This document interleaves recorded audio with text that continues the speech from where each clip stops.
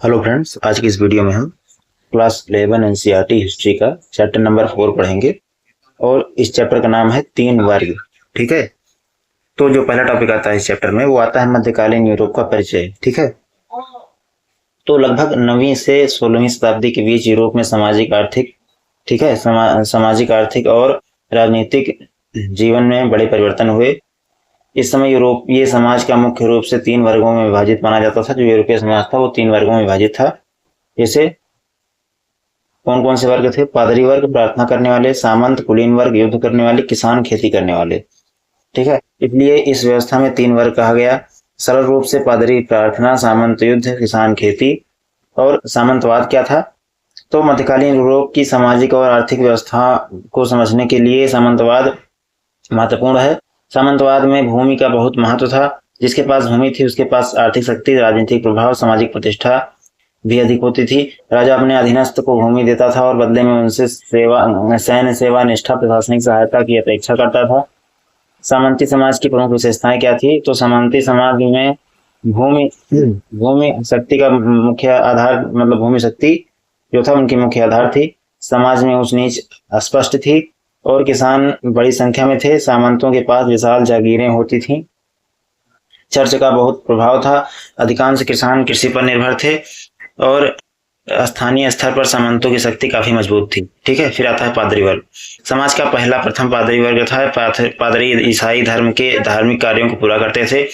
इस वर्ग में शामिल थे पादरी, बिशप, आर्च बिशप, मठों के धार्मिक अधिकारी, पोप। और फिर आता है चर्च की शक्ति। मध्यकालीन यूरोप में चर्च केवल धार्मिक संस्था नहीं था, उनका प्रभाव राजनीतिक, शिक्षा, कानून, सामाजिक व्यवस्था, आर्थिक अर्थव्यवस्था तक फैला हुआ था। लोगों के जीवन में धर्म का बहुत महत्व था। चर्च लोगों को जन्म, विवाह, मृत्यु जैसे जीवन के महत्वपूर्ण अवसरों पर धार्मिक सेवाएं देता था। फिर आता है चर्च की आय। तो चर्च के पास आय के कई स्रोत थे। सबसे महत्वपूर्ण था टाइथ। तो टाइथ क्या था? तो किसानों और अन्य लोगों से उनकी उपज का लगभग 10वां हिस्सा चर्च को दिया जाता था। इसे टाइथ कहते थे। ठीक है, और चर्च को भूमि से आय, दान, कर से भी धन प्राप्त होता था। फिर आते हैं मठ और मठवासी जीवन। तो मध्यकालीन यूरोप में मठ महत्वपूर्ण धार्मिक केंद्र थे। मठों में रहने वाले पुरुषों को भिक्षु और महिलाओं को नन कहा जाता था। वे सामान्य जीवन से अलग रहकर प्रार्थना, धार्मिक अध्ययन, शिक्षा, सेवा जैसे कार्य करते थे। फिर आते हैं मठों का महत्व। तो मठ केवल धार्मिक केंद्र नहीं थे, वे शिक्षा के केंद्र, पुस्तक लेखन के केंद्र, कृषि विकास के केंद्र, गरीबों की सहायता के केंद्र भी थे। कई मठों में धार्मिक और प्राचीन पुस्तकों की प्रतियां तैयार की जाती थी। ठीक है, जाता है द्वितीय वर्ग, सामंत और कुलीन। दूसरा वर्ग था कुलीन वर्ग। इसमें शामिल थे राजा, ड्यूक, काउंट, बैरन, नाइट आदि। इस वर्ग के पास बड़ी मात्रा में भूमि होती थी। सामंतों की शक्ति। सामंत के पास अपनी जागीरें होती थी। वे अपनी भूमि पर किसानों से कर लेते थे, न्याय करते थे, सैनिक रखते थे, प्रशासन चलाते थे। इस कारण स्थानीय स्तर पर सामंत काफी शक्तिशाली होते थे। जाते हैं नाइट कौन थे? तो नाइट प्रशिक्षित घुड़सवार योद्धा होते थे। वे सामंतों के लिए युद्ध करते थे। एक नाइट को युद्ध के लिए घोड़ा, हथियार, कवच, प्रशिक्षण की आवश्यकता होती थी।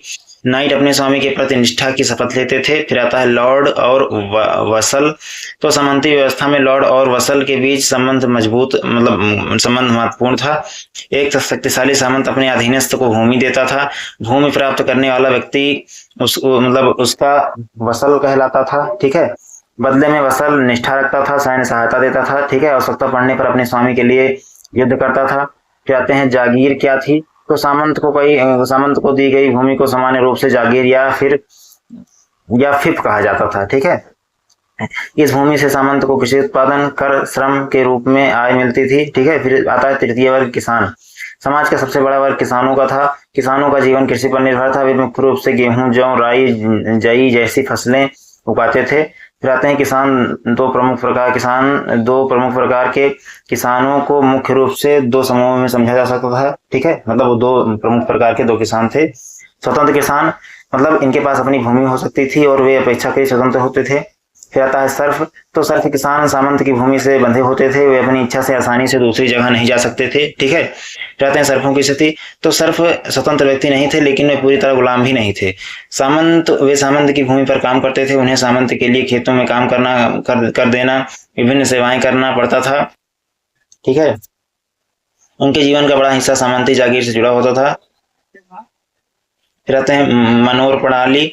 तो मध्यकालीन यूरोप में ग्रामीण अर्थव्यवस्था में मनोर महत्वपूर्ण था।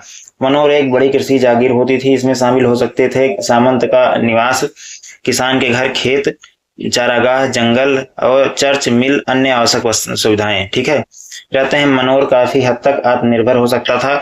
मनोर का संगठन, मनोर की भूमि समानता दो भागों में समझी जा सकती थी।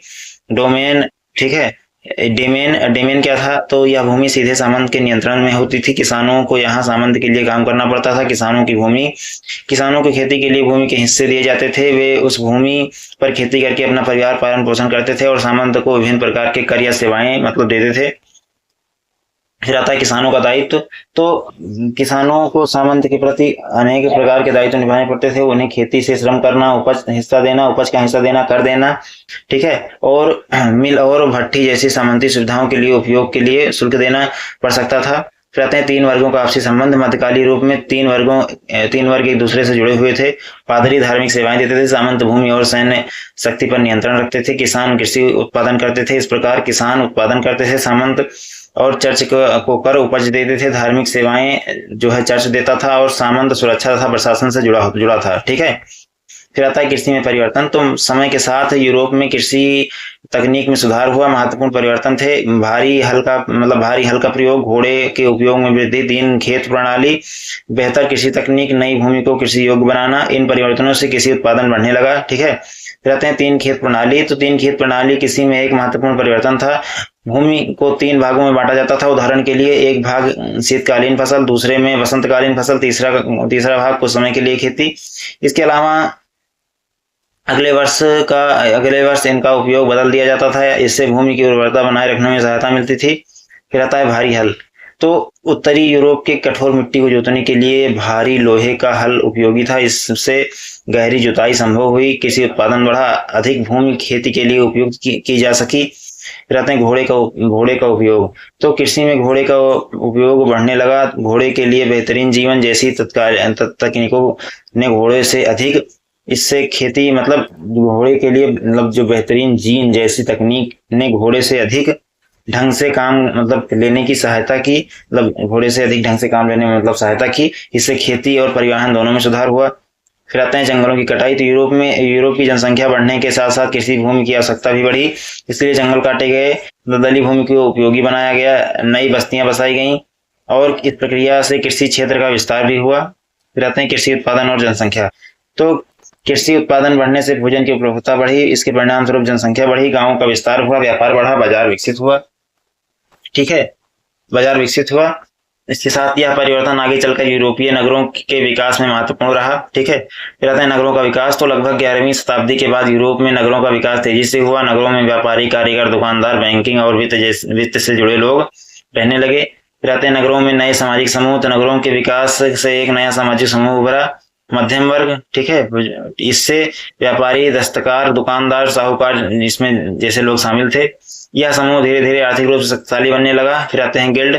तो नगरों में कारीगर, व्यापारी और अक्सर गिल्ड बनाते थे। ठीक है, गिल्ड का उद्देश्य था व्यवसाय को नियंत्रित करना, वस्तुओं की गुणवत्ता बनाए रखना, कीमतों और उत्पादनों के नियम तय करना, सदस्यों के हितों की रक्षा करना।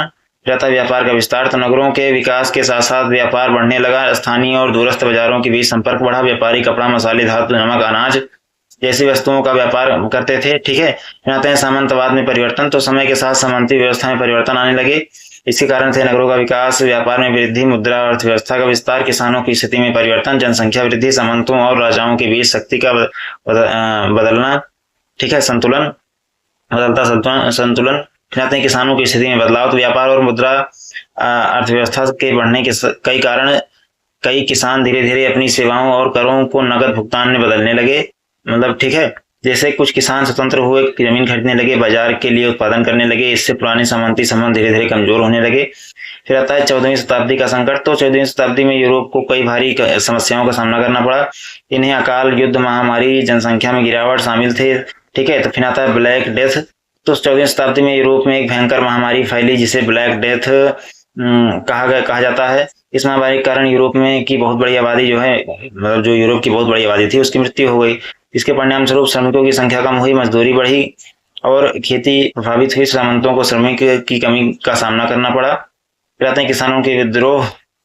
तो सामंत द्वारा किसानों पर लगाए गए दबाव और करों के कारण कई स्थानों पर किसानों ने विद्रोह किए। इंग्लैंड में 1381 का किसान विद्रोह महत्वपूर्ण था। इसमें किसानों और श्रमिकों ने अपनी शिकायतों को लेकर विद्रोह किया। फिर आते हैं सामंतवाद का कमजोर होना। तो समय के साथ नगरों की शक्ति बढ़ी, व्यापारियों का प्रभाव बढ़ा, किसानों की स्थिति में परिवर्तन हुआ, राजाओं की केंद्रीय शक्ति मजबूत हुई। इन कारणों से सामंती व्यवस्था धीरे धीरे कमजोर होने लगी। फिर आते हैं राजतंत्र का उदय। तो मध्यकाल के अंतिम चरण में यूरोप में कई राजाओं ने अपनी शक्ति मजबूत की। राजाओं ने अस्थायी सेना बनाई कर व्यवस्था विकसित की, प्रशासन को केंद्रीकृत किया, सामंतों की स्वतंत्र शक्ति को सीमित किया। इससे आधुनिक राज्य व्यवस्था के विकास की नींव पड़ी। ठीक है। फिर आते हैं इस चैप्टर से महत्वपूर्ण शब्द जैसे कि 3 वर्ग। तो मध्यकालीन यूरोप के समाज के 3 प्रमुख वर्ग, पादरी, सामंत और किसान। पादरी ईसाई धर्म से संबंधित धार्मिक अधिकारी, सामंत भूमि और राजनीतिक सैन्य शक्ति रखने वाला कुलीन व्यक्ति। फिर आता है नाइट, तो प्रशिक्षित घुड़सवार योद्धा। वसल, किसी शक्तिशाली सामंत के अधीन रहने वाला व्यक्ति जो बदले में सेवा करता था। ठीक है। फिर आता है फिफ, सामंत को प्रदान की गई भूमि या जागीर। सर्फ, तो सामंत की भूमि से बंधा हुआ कृषक। मनोर, सामंत की बड़ी कृषि जागीर और उससे जुड़ी ग्रामीण व्यवस्था। टाइथ, चर्च को दी जाने वाली उपज का लगभग 10वां हिस्सा। गिल्ड, व्यापारियों या कारीगरों का संगठन। बुर्जुआ, नगरों में उभरने वाला व्यापारी और संपन्न मध्यम वर्ग। ब्लैक डेथ, 14वीं शताब्दी में यूरोप में फैली भयंकर महामारी। ठीक है। तो आशा करता हूँ आपको चैप्टर अच्छा लगा होगा। अच्छा लगा हो तो वीडियो को लाइक करें, चैनल को सब्सक्राइब करें। ठीक है, धन्यवाद।